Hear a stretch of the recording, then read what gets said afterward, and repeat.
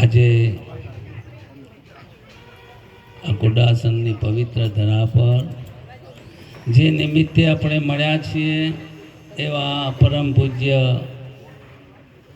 પરમ નિષ્ઠાવાન પ્રેમી એવા લાલજીરામની નિર્વાણ તિથિ નિમિત્તે સંતો પધાર્યા છે. સત્સંગ પણ સારો થયો છે. હું પણ સંત દર્શન માટે જ આવ્યો છું. નજીક હતો કે ચલો દર્શન કરતા જઈએ સંતોનું. આ જગતમાં સંત મિલન, સંત દર્શન તો બહુ ગજબની વાત છે. સંતના દર્શન કરવા દુર્લભ છે અને મળવા પણ દુર્લભ છે.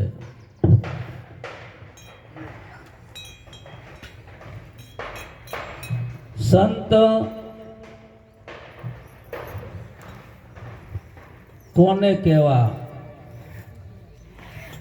ઘણી વખતે આપણે શાસ્ત્રો ભાષામાં કહીએ છીએ, સંતો પણ કહે છે શાંતિ પમાડે અને સંત કહીએ.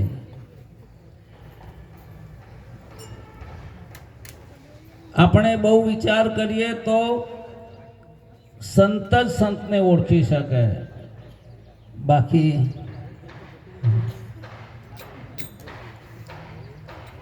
સંત જ સંતને ઓળખે. ભીખારામ મહારાજ આપણે જે જોઈએ છે ભાવે કરીને બરોબર છે, પણ સદગુરુની દ્રષ્ટિથી જે દર્શન થાય છે દુર્લભ છે. જોઈએ છે આપણે ભાવે કરીને. જે સત્યના રહસ્યને જાણે છે એને સંત કહેવાય. સત્ય શું છે? શાસ્ત્રોમાં કહે છે કે કેદી જેનો નાશ નથી અને જેમાં કાળ પણ નથી, જેમાં કારે નથી ને ક્યારે નાશ નથી, એને સત કહે છે.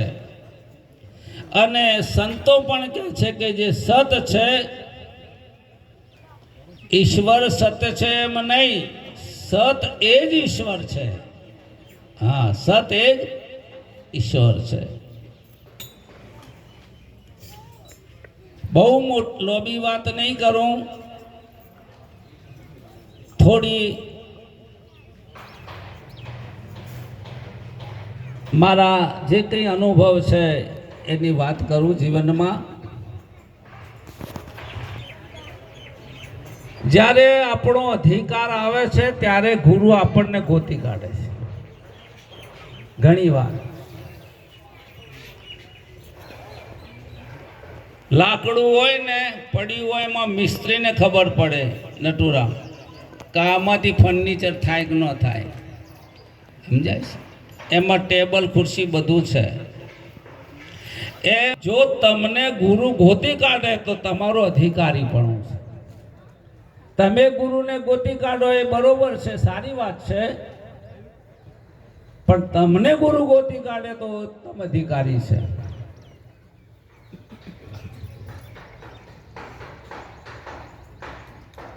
આ શરીર પહેલા નહોતું. 6 વિકાર છે આ શરીરના. જન્મ થાય છે, વૃદ્ધિ થાય છે, આડ પેદાશ થાય છે, ક્ષીણ થાય છે, મરણના ધર્મને પામી જાય છે. આ 6 વિકાર વાળું આ શરીર કહેતા ક્ષેત્ર એ નાશી છે એમ સંતો કહે છે. અને અનિત્ય છે ને મિથ્યા પણ કહે છે એને.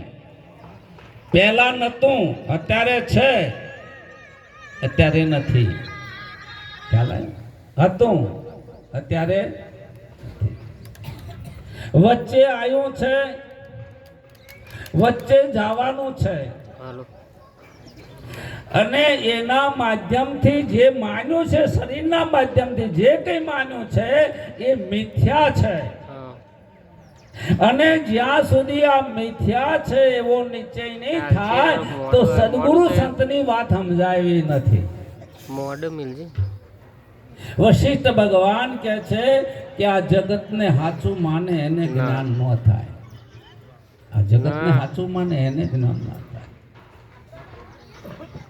એ તમારો પ્રેક્ટિકલ અનુભવ છે. ગાઢ નિંદ્રામાં ગયા પછી આવું કશું છે? આ તમે જુઓ છો એ નથી. જાગ્રતમાં ભાસે છે, અત્યારે દેખાય છે. ઊંઘી ગયા પછી પૂરું થઈ જાય છે. કોઈ પણ ભાવ પકડાતો નથી. હું જ્ઞાની છું, અજ્ઞાની છું, ગુરુ છું, શિષ્ય છું, હું ધનિક છું, વૈજ્ઞાનિક છું, ડોક્ટર છું, આ બધા ભાવ વેરવી જાય છે. ત્રણ જગ્યાએ વ્યક્તિ સરખો થઈ જાય. એક તો પહેલા સ્મશાનની અંદર ગમે તેને બાળો એટલે રખ્યા થાય, બીજું કોઈ નવું થાય. સપનામાં બધા હરખા, ઊંઘમાં બધા હરખા થઈ જાય. માણસ ઊંઘે ને એટલે બધા સરખા. રાજા રાજા ના રહે ને રંક રંક ના રહે સમાન. અને ત્રીજો, જાગ્રત અવસ્થામાં આ બધું જે ભિન્ન ભિન્ન ચિત્ર વિચિત્ર જગત છે, એકો બ્રહ્મદ્વિતીયા નાસ્તિ, એક સત છે, એના સિવાય બીજું નથી. આવો નિશ્ચય કરે એને સંત કહેવાય. બીજો ભાવ જ નથી જેના જગતનો, બીજાપણાનો ભાવ નથી. વાત બધી ગહન છે, થોડી કડવી પણ લાગશે, કોઈને ભારે પણ લાગશે, પણ સત્ય તો સત્ય છે. આપણા સંતો કહે છે એક મનનો અધ્યારોપ કર્યો છે. આ જગતમાં તમામ ભાવો મનમાં ઉદ્ભવે છે.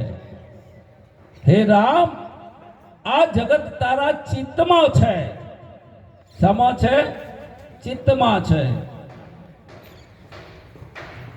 રામચંદ્ર ભગવાન કહે છે કે પ્રભુ તમે કહો છો આ જગત મિથ્યા છે અને મને આ ચિત્ર વિચિત્ર ભાષે છે, એનું શું કારણ?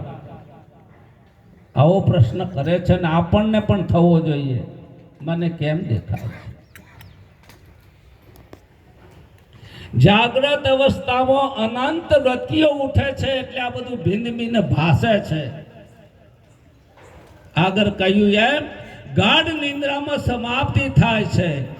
ગુરુની સમજ આવતા બધું સમાન છે, કઈ અંતર રહેતો નથી.